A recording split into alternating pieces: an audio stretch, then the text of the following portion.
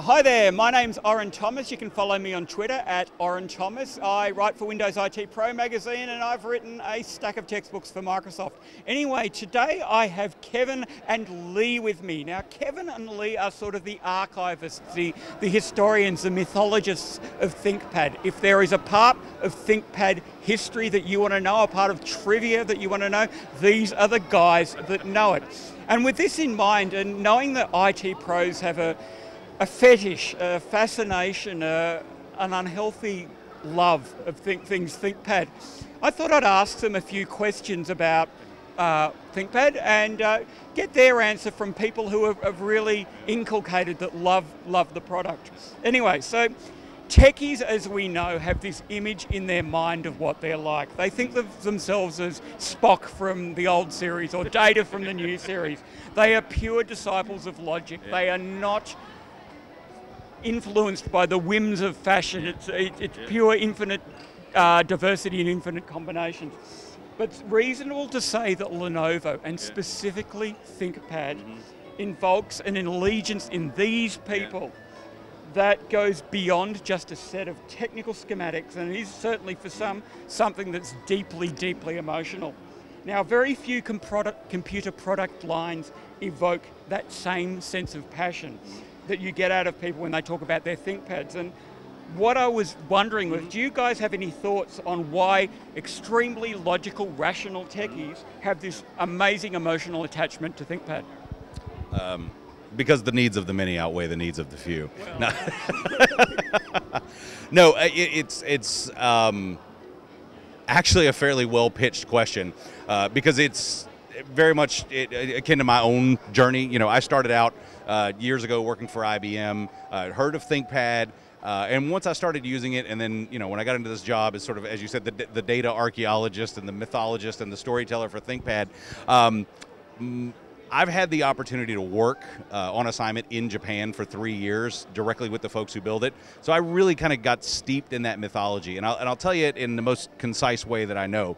From day one, the decision was made that the core tenet of everything that went into a ThinkPad was going to ultimately boil down to productivity, right? And all the other ancillary things that come along with that, like the durability and the reliability and the usability, all had to be in service of that ultimate goal of productivity, right? And so you kind of lay that logical mission on 350-ish obsessive Japanese engineers.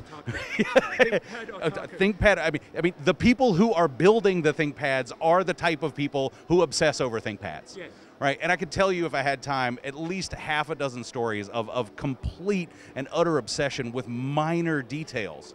You know, and when we go to the fan clubs around the world, I mean, Lee and I in the last 5 years have probably been to 20 different countries and spoken with ThinkPad fan clubs and users in dozens of those countries. And what other computers have fan clubs? Yeah, exactly. You know, I mean, from like, you know, the curve of the keys to like, you know, the anti-static circuits that are built into the fans.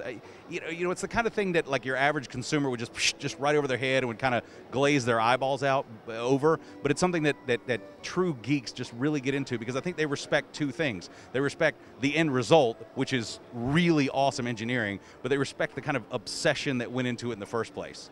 Right? So I don't think that our stated goal in the early days of ThinkPad was to capture the obsessive geek market, right? But I think we've done that, and I'm very happy about it, because I am one, right? that the way that we've chosen to build it and the focus that we've had over time, the team that's been on it, 23 years, the chief development officer of Lenovo is the lead engineer, or the guy who was the lead engineer on the 700C back in 1992, Naito-san. Right, so we've still got a lot of continuity and focus there. Cool. Okay, now, here's a much more philosophical question. Yeah. What elements make a ThinkPad? Is it just one of those things that you know it when you see it?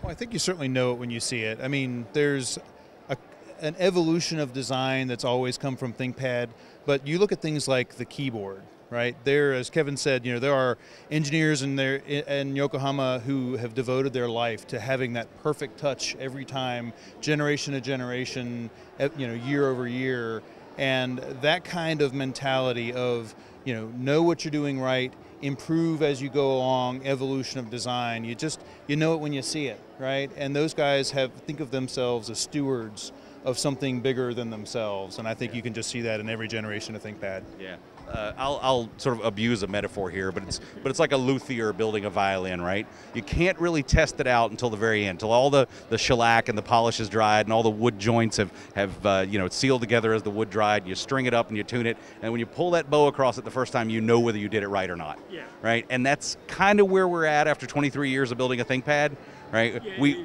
it's when it's finished.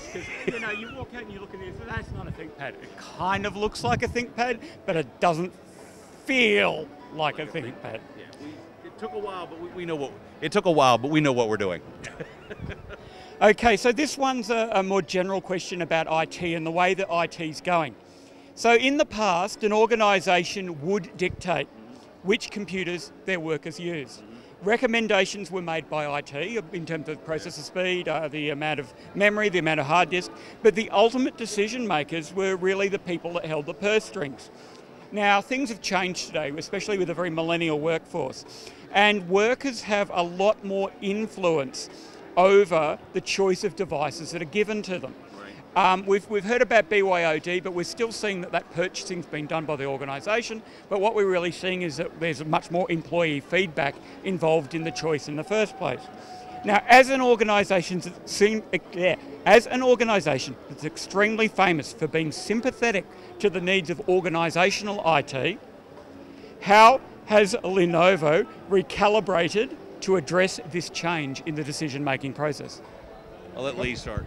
Yeah, so again, it's all about evolution, but it's also knowing, who your customer is. And certainly, as you said, historically the IT has made the decision, well, more and more, millennials aren't just the employees who are getting the PC, more and more the millennials are the people making the buying decision, right? And I think we've seen some data that says, within the next 4 years, the vast majority of those people will be millennials. So, in ThinkPad, we've looked at... Scary. Yeah, exactly. But we're all about evolution. So the idea is to be consumer inspired, but IT ready. Right, so we've looked at our designs, and as you've seen our design language evolve to something that looks cooler in the coffee shop, but still has all that durability. So, something that the end user is happy with, they feel like they have something that's cool looking and sleek and light, connects well and feels great.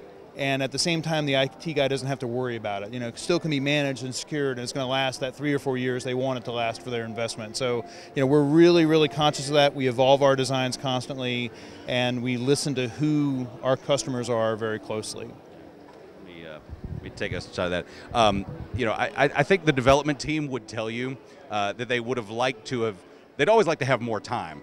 Right, but in the past 3 to 4 years, as the industry has really changed its focus from just having a laptop to things that are thinner and thinner and thinner and thinner, I don't think we would have thought so at the time, but it really did play into our core strengths, because having 23 years of in-house development, right, of having experienced people and the relationships with the suppliers that we've got, we were able, absolutely, positively, 100%, to take laptop categories of products years ago that were 25, 35 millimeters thick, and now we're bringing things out in the market that are 17 millimeters that pass every single durability and reliability test that something twice as thick and twice as heavy did in previous years. Right, and it's actually, I think, enabled us to kind of outpace the market a little bit, because nobody else has been able to react that quickly. And nobody else has been able to make statements that we make like that about our testing and our quality and everything. So we've been able to do it. I won't say it's been easy, but we've been able to do it. Well, thank you very much, Kevin. Thank you very much, Lee, and thank you very much for your attention. I hope to see you later.